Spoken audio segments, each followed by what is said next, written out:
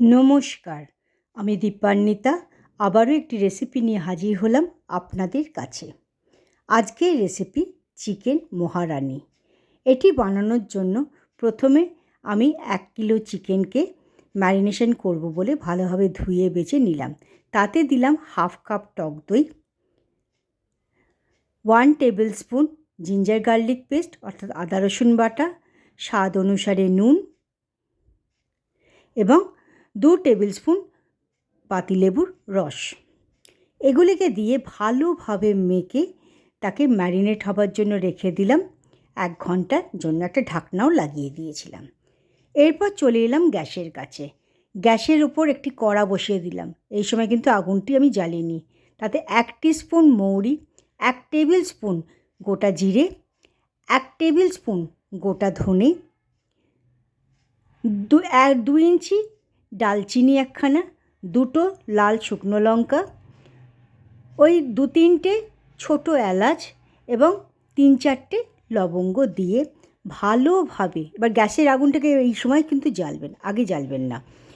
এবার ভালোভাবে 1-2 মিনিট ধরে ভালোভাবে সেটাকে ড্রাই রোস্ট অর্থাৎ শুকনো খোলায় ভেজে নিলাম। লো ফ্লেমে আমি শুকনো খোলায় কিন্তু ভেজেছিলাম।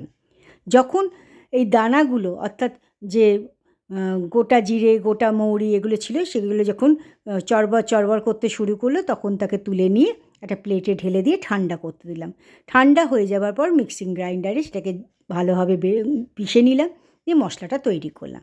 এরপর আর একটা পেস্ট তৈরি করব।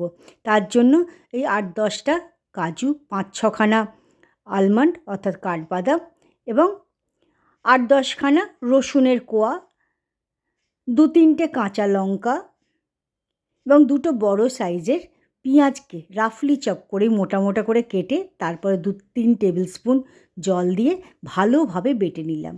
আমাদের পেস্টটা তৈরি হয়ে গেল।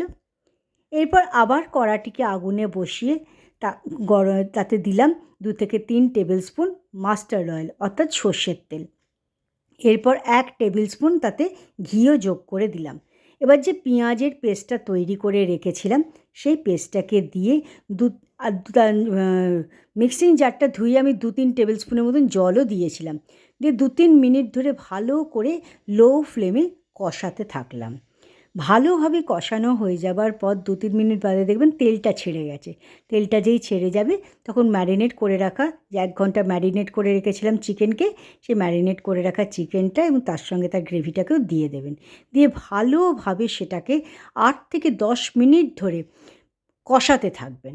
লো ফ্লেমেই কিন্তু কষানোটা করবেন।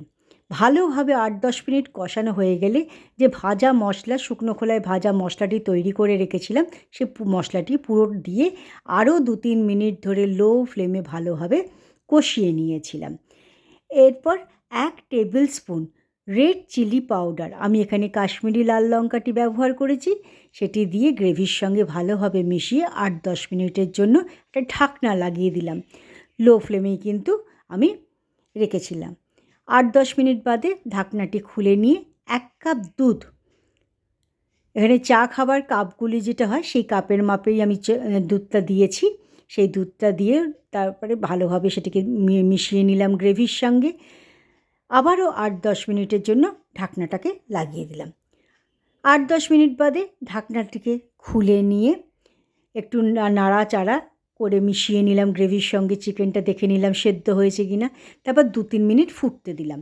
2-3 মিনিট ফোটানো হয়ে যাবার পর 1 table spoon kasuri methi, 2 table spoon ওই ধনেপাতা কুচি দিয়ে ভালোভাবে গ্রেভির সঙ্গে একটু মিশিয়ে নিলাম।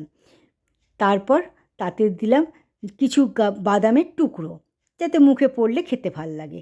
এরপর গ্যাসের আগুন বন্ধ করে একটা ঢাকনা দিয়ে রেখে দিলাম ওই 5-6 মিনিটের জন্য। আমাদের চিকেন মহারানি তৈরি হয়ে গেল। আজকের রেসিপিটি কেমন লাগলো তা অবশ্যই জানাবেন। ধন্যবাদ।